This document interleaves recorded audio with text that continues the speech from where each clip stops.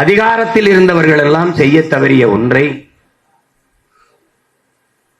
கல்வி மறுக்கப்பட்ட சமூகத்தில் இருக்கிற தமிழ் குடிகளில் எவ்வழி செல்வதென்று தட்டுக்கட்டு தவித்து நின்ற தம்பி தங்கைகளை தேடி பிடித்து தான் படித்தது போலவே பல ஆயிரம் பேரை சட்டம் படிக்க வைத்த ஒரு கல்வி வள்ளல் தம்பி ஆம்ஸ்ட்ராங் என்பதில் எவருக்கும் மாற்று கருத்து இருக்க முடியாது.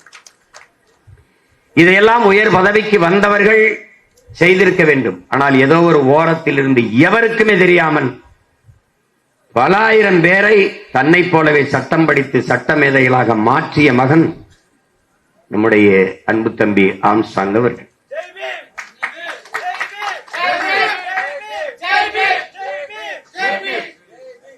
இதையெல்லாம் அவர் விதைத்த விதை, பிடல் காஸ்ட்ரோ சொல்வது போல, விதைத்தவன் உறங்கினாலும் விதை உறங்காது என்பது போல, விதைத்தவன் இன்று உறங்கி இருக்கலாம், ஆனால் அவன் விதைத்த விதைகள் பல ஆயிரக்கணக்கில் நீங்கள் முளைத்து நிற்கிறீர்கள். அநேகமாக இந்த கூட்டத்திலே வெள்ளை உடை அணிந்து நிற்கிற என் தம்பி எல்லோரும் என் தம்பிமார்கள் எல்லாம் அவரால் சட்டம் படிக்க வைக்கப்பட்ட தம்பிகளாகத்தான் இருப்பீர்கள் என்று நான் அறிகிறேன். இந்த மகத்தான பணியை செய்வதற்கு யாரும் முன்வர மாட்டார்கள். தான் சட்டம் படித்தோம், நாம் சம்பாதிப்போம், நம் வாழ்க்கையை பார்த்து கொண்டு போவோம் என்றுதான் இந்த சமூகம் போய்கொண்டு இருக்கிறது. மக்கள் பணி செய்ய வருகிறோம் என்று வந்த மகத்தான பெரும் பெரும் தலைவர்கள் என்று நாம் நம்பிக்கொண்டவர்களோட தானும் தன்னுடைய வாழ்க்கையும் என்றுதான் போய்கொண்டிருக்கிறார்கள். ஆனால் அப்படி தம்பி ஆம்ஸ்ட்ராங் இல்லை. அவன் ஒன்றும் 60-70 வயது முதியவன் இல்லை, சாதித்து முடிகிறது. இளம் வயதிலேயே இவ்வளவு பெரிய சாதனையை செய்து முடித்த ஒரு இளைஞன் இந்த நிலத்தில் ஆம்ஸ்ட்ராங் தவிர வேற எவரும் இருக்க முடியாது.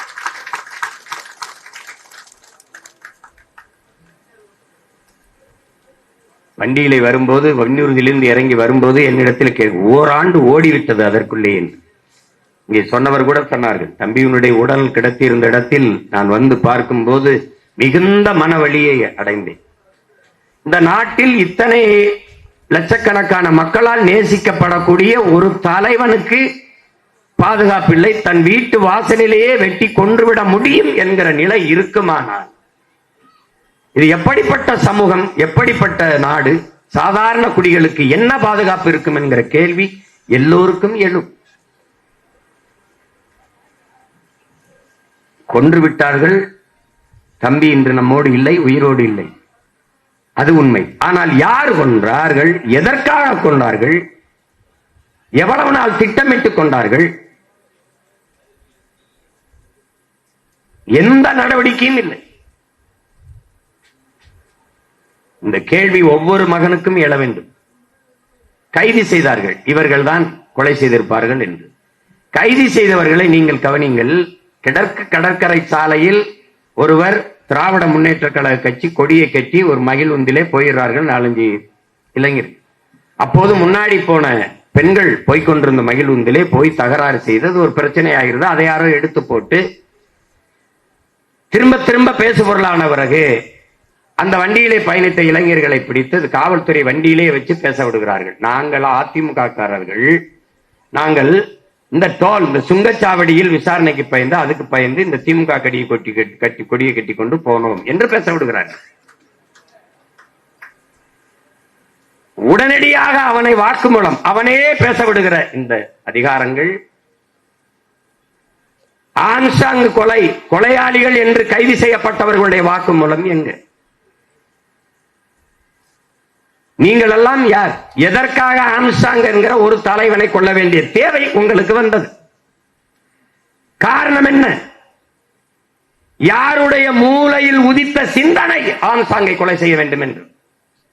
அது ஓராண்டாக இங்கு இருக்கிற எவருக்கும் தெரியவில்லை. தமிழ் சமூகம் எல்லோருடைய கேள்வியும் அதுதான். யார் முதலாக இவரை கொள்ள வேண்டும் என்று சிந்தித்தவன் எவன்? காரணம் என்ன? அந்த திட்டத்தை வகுத்தவன் யார்? நீ கைது செய்தவன் கூலிக்கு செய்த கொலையாளி, அவனுக்கும் இந்த ஆம்ஸ்ட்ராங்குக்கும் சம்பந்தமே இல்லை. அப்படி என்றால் முதலாக இந்த கொடிய சிந்தனை உதித்தவது எவன் மூளையில்? நீங்க கைது செய்தவர்களை தினம் நீதிமன்றத்தில் நிறுத்த ஒவ்வொரு முறையும் கூட்டிக் கொண்டு வருகிறீர்கள், அவர்களை பார்க்கிறோம். அவர்களிடத்திலே நீங்கள் விசாரித்து காரணத்தை வெளிக்கொண்டு வந்து இந்த மக்களுக்கு சொல்லாதது ஏன்? இதற்காக நாங்கள் கொன்றோம், இவர்தான் சொன்னார், நாங்கள் இதற்காக செய்தோம் என்ற காரணம் இங்கு இருக்கிற எல்லோருக்கும் தெரிய வேண்டுமா வேண்டாம்? 3 பேரை சுட்டுக் கொண்டீர்கள், அவர்கள் யார்? அவர்கள் இந்த கொலைக்கு திட்டமிட்டார்களா? நேரடி கொலையாளிகளா? இந்த கொலைக்கும் அவர்களுக்கு என்ன சம்பந்தம்? ஆம்ஸ்ட்ராங்கை கொல்ல வேண்டும் என்கிற சிந்தனையை தூண்டியவர்கள் அவர்கள் தானா? ஏதாவது பதில் இருக்கிறதா பாருங்க. ஒரு கொலையாளியை சுட்டுக் கொண்டு விடலாம் என்று சட்டம் இருக்குமானால், நடைமுறை இருக்குமானால், சிறைச்சாலையே அவசியம் இல்லை, எல்லாரும் சுட்டுக் கொண்டு போட்டு போய்கொண்டே இருக்கலாமே. இது எந்த மாதிரியான அணுகுமுறை?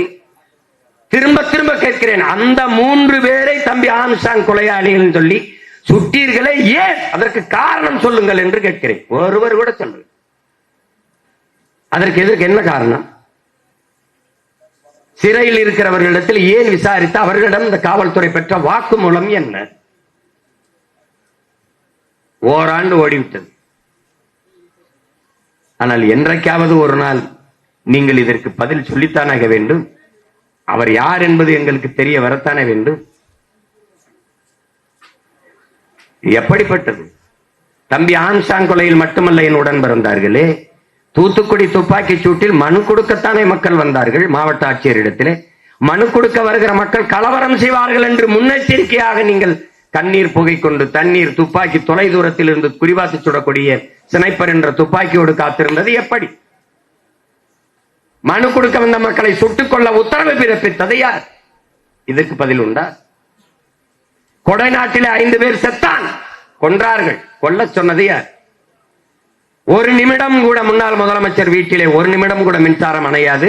தனி தடம், தனி டிரான்ஸ்பார்மர் வச்சு மின்சாரம் கொடுக்கிற இடத்திலே 1 மணி நேரம் மின்சாரம் அணைந்ததற்கு காரணம் என்ன? முதலமைச்சர் வீட்டிலே இருந்தவர்களை கொலை செய்ய சொல்லது யார்? இதற்கு பதில்.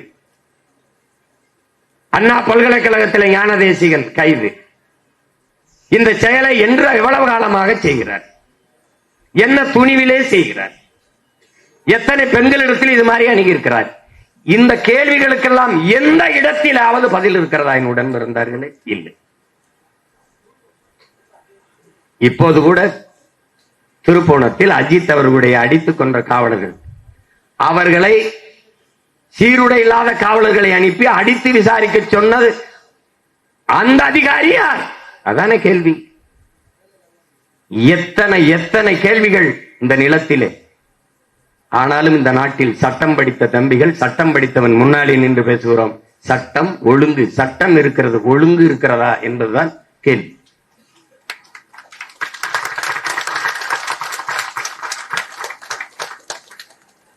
அடிமை சமூகத்தின் விடுதலைக்கு என் அன்பு மக்களே, வறுமையில் இருக்கிற ஒரு வீட்டை ஒரே ஒரு மகன் உழைத்தந்த வீட்டின் வறுமையை போக்க முடியாது. அது மாதிரி அடிமைப்பட்டு கிடக்கிற ஒரு நாட்டை ஒரே ஒரு மகன் போராடி விடுதலை செய்ய முடியாது.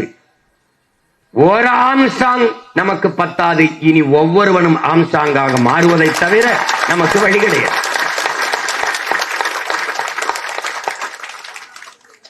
ஒருவன் அடிமையாக இருக்கிறான் என்பதை உணர்த்தி விடு, பிறகு அவனை கிளர்ச்சி செய்வான். இது பாபா சாஹிப் அண்ணல் அம்பேத்கர் நமக்கு கற்பித்தது. நாம் அடிமைகள் என்பதை உணர்ந்து தெளிந்த பிறகும் நாம் கிளர்ச்சி செய்யவில்லை என்றால் இந்த இனம் எழுச்சி பெறுவதும் மீட்சி பெறுவதும் விடுதலை பெறுவதும் வாய்ப்பே கிடையாது.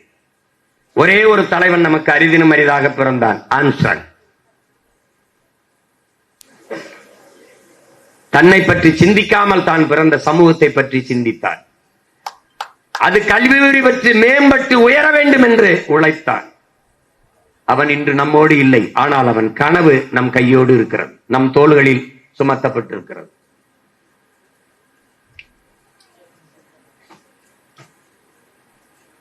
அவனால் உருவாக்கப்பட்ட தம்பி தங்கைகளே, தூர இருந்து அவனை நேசித்து வாசித்து சுவாசித்துக் கொண்டிருந்த உடன் பிறந்தார்கள் என் போன்ற அண்ணன்களும் உங்களோடு இணைந்து நாங்கள் நிற்கிறோம் என்பதை நீங்கள் நினைவில் வைத்துக் கொள்ள வேண்டும். அவர் ஒரு அரசியல் இயக்கம் அதிலே சார்ந்திருந்தார். நான் ஒரு அரசியல் இயக்கத்தை தொடங்கி நடத்தி கொண்டிருந்தேன். நோக்கம் ஒன்றுதான் என் உடன் பிறந்தார்களே, அடிமை தேசிய இனத்தின் உரிமை, விடுதலை, அதன் பாதுகாப்பான நல்வாழ்வு. இதை தவிர வேற ஒன்றும் இல்லை. ஒரே இலக்கை நோக்கி பாய்ந்த இருவரும் நதிகள் நானும் என் தம்பி ஆம்ஸ்ட்ராங் அவர்கள்.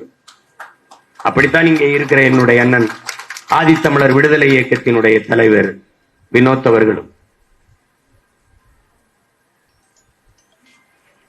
2016 ஆண்டு ஆட்சியின் செயல்பாட்டு வரைவிலே ஆதித்தமிழர் விடுதலை இல்லாது மீதி தமிழர் விடுதலை வெல்லாது என்கிற முழக்கத்தை முன்வைத்த மகன் உங்கள் உடன் பிறந்தவன் என்கிற திமிரிலே சொல்கிறேன்.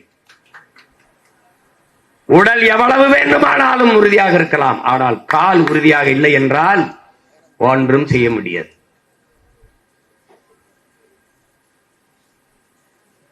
அதை கவனத்தில் வைத்துக் கொண்டு ஒன்றுபட்டு இயங்க வேண்டிய தேவை வருகிறது. அதாவது கற்பி புரட்சி செய் ஒன்று சேர் என்ற நம்ம புரட்சியாளரின் போதனைக்கு ஏற்ப நாம் எல்லாம் ஒன்றிணைய வேண்டிய கால தேவை உருவாகி இருக்கிறது.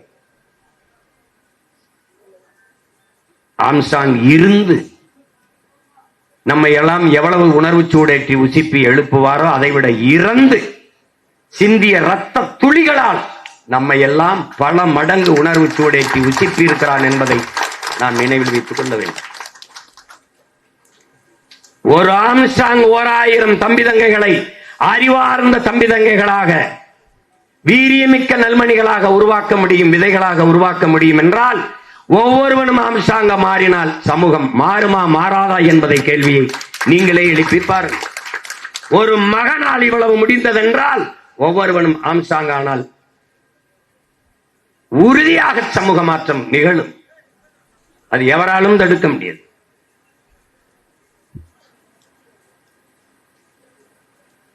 இழந்துவிட்ட உரிமைகளை பிச்சை கேட்டு பெற முடியாது, போராடித்தான் பெற்றாக வேண்டும் என்கிறார் பாபா சாஹிப் அண்ணல் அம்பேத்கர் அவர்கள். இது நாம் போராடி பெற வேண்டிய, புலம்பிக் கொண்டிருக்கக்கூடிய காலம் அல்ல, போராடி பெற வேண்டிய காலம். தம்பியை இழந்திருக்கிறோம், அந்த இடத்தில் அதற்கான நீதியை போராடி பெற வேண்டிய நிர்பந்தத்தில் நாம் நிற்கிறோம் என்பதை புரிந்து கொள்ள வேண்டும். நம்மை வெறும் அற்ப வாக்காளர்களாக கருதுவதாலேதான் அதை பற்றி கவலைப்படாமல் கடந்து கடந்து போய் கொண்டிருக்கிறார்கள். ஓராண்டுக்குள் யாரு என்ன எதுன்னு கண்டுபிடிக்க முடியாதா? நினைச்சால் முடியும்.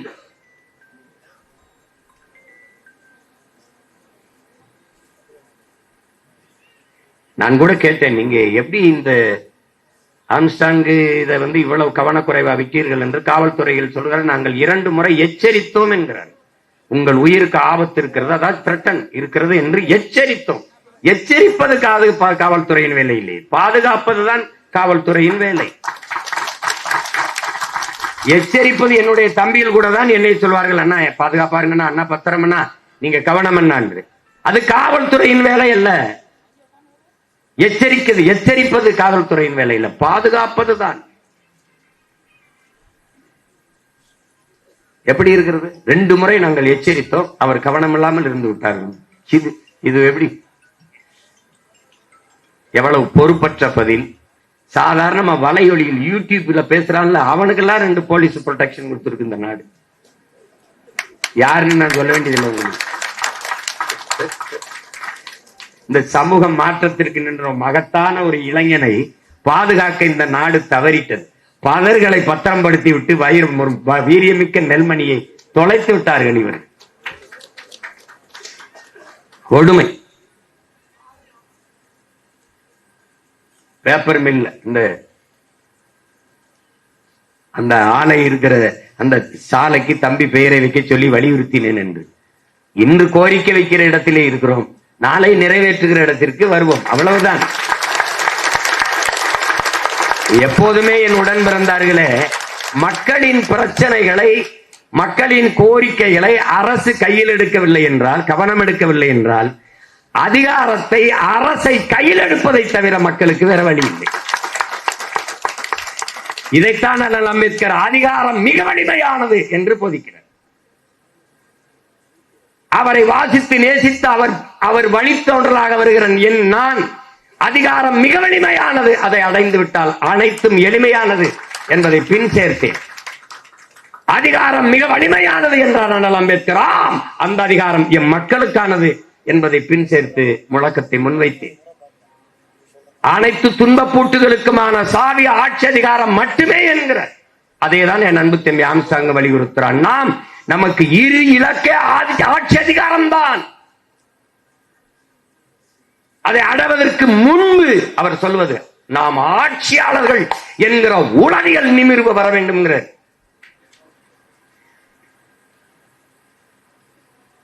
அந்த உளவியல் நிமிர்வில் நிமிர்ந்த மகன் தம்பி ஆம்ஸ்ட்ராங் அவர்கள்.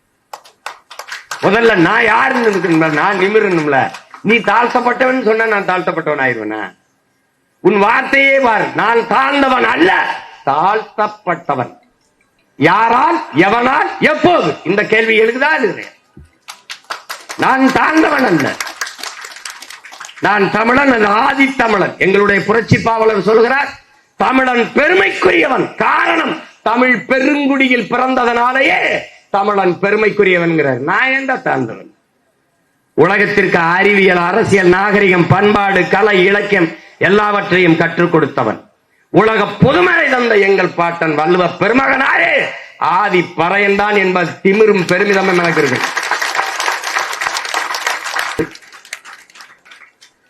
நீ அப்படித்தானே சொல்ற? கடவுளை கடன் கொடுத்து இறைவனை வழிபடுகிற இறைவனை இரவல் கொடுத்த இனத்தின் பிள்ளைகள் நாம். அந்த திமிரும் பெருமிதமும் வராத வரை நமக்கு நிமிர்வில்லை. நம்முடைய தாத்தா ரெட்டமலை சீனிவாசனை விட கல்வியாளன் வேணுமா தமிழ்நாட்டிலே? பிறப்பின் அடிப்படையிலே பேதம் பாராட்டுகிற இந்த வர்ணாசிரம கோட்பாடுகளுக்கு எதிராக ஒரு மாற்று கோட்பாட்டை உருவாக்கிக் கொள்ளாத வரை உனக்கு விடுதலை இல்லை. எந்த சொல் உன் மீது இழி சொல் என்று சுமத்தப்படுகிறதோ அந்த சொல்லை எழுச்சி சொல்லாக மாற்றாத வரை உனக்கு விடுதலை இல்லை. அப்ப என்ன செய்யலாம்? இங்கே யார் பறையன் என்று கேட்டால் நான் தான் என்று நிமிரடா. அதான்டா எழுச்சிங்க.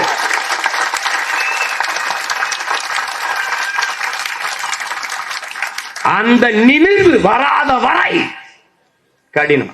இந்த கூட்டத்திலே அந்த துணிவோடும் தெளிவோடும் நிமிர்ந்த ஒருவன் தான் இன்று சிலையாக நிமிர்ந்து நிற்கிற என் உயிர் தம்பி ஆம்ஸ்ட்ராங் என்பதை அறிவார்ந்த தமிழ் சமூகத்தின் தம்பி தங்கையில் புரிந்து கொள்ளவில்லை. அவன் கையை உயர்த்தினதே அண்ணனும் தம்பியும் ஒரே மாதிரி கையை உயர்த்தி நிற்கிறான்.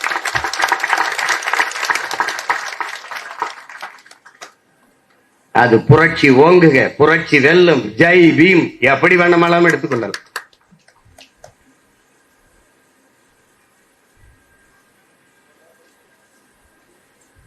எப்படி பார்த்தாலும் இந்த இழப்பை நம்மால் ஈடுகட்ட முடியாது.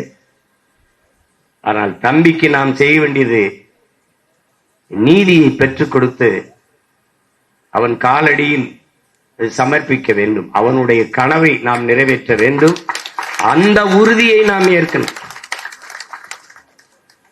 தாழ்ந்து வீழ்ந்து கிடக்கிற தமிழ் சமூகத்தின் மேம்பாடு, உயர்வு, அதுக்கு இருக்கிற ஒரே கருவி கல்வி, அறிவு. அது ஒன்றுதான். வாக்கு என்பது மக்களாட்சியை ஏற்றுக்கொண்ட ஒரு தத்துவத்தை ஏற்றுக்கொண்ட ஜனநாயக நாட்டிலே, மக்களாட்சி ஏற்றுக்கொண்ட நாட்டிலே வாக்கு என்பது வலிமை மிக்க கருவி, வலிமை மிக்க ஆயுதம்.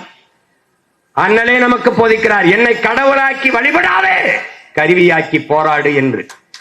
அப்படி தம்பி ஆம்ஸ்ட்ராங் என்பவன் நமக்கு வழிபடுகிற ஒரு ஆள் அல்ல. நாம் ஆயுதமாக அவனை கையிலே ஏந்தி, ஆம்ஸ்ட்ராங் என்பது வலிமை மிக்க ஆயுதம், வலிமை மிக்க கருவி. அதை எடுத்துக்கொண்டு களத்தில் நின்று போராடி நம் இன விடுதலை வென்று முடிக்க வேண்டும் என்கிற உறுதியை இந்நாளிலே ஏற்போம். என்னுடைய ஆருயிர் இளவல் என் அன்பு தம்பி பகுஜன் சமாஜ் கட்சியினுடைய மாநில தலைவர், சமத்துவ தலைவன் ஆம்ஸ்ட்ராங் அவர்களுக்கு என்னுடைய உளப்பூர்வமான புகழ் வணக்கத்தை செலுத்துவதில் நான் பெருமை அடைகிறேன். அவனுடைய கனவு நம் கைகளில் இருக்கிறது. அதை நிறைவேற்றும் வரை சற்றும் தளர்ச்சியின்றி தொடர்ந்து போராடுவோம். உங்களோடு உங்கள் உடன்பிறந்தான் இணைந்து நிற்பேன் என்கிற உறுதியை இந்நாளிலே தருகிறேன். புதிதாக தொடங்கப்பட்ட தமிழ்நாடு பகுஜன் சமாஜ் கட்சிக்கு என்னுடைய அன்பும் வாழ்த்துக்களும். தம்பி விட்டு சென்ற கனவை அவருடைய இணையால் பொற்கொடி அம்மையார் அவர்கள் நிறைவேற்றுவார்கள் என்று நான் நம்பி அவர்களுக்கு என் இதயபூர்வமான வாழ்த்துக்களை தெரிவிக்கிறேன். தமிழ்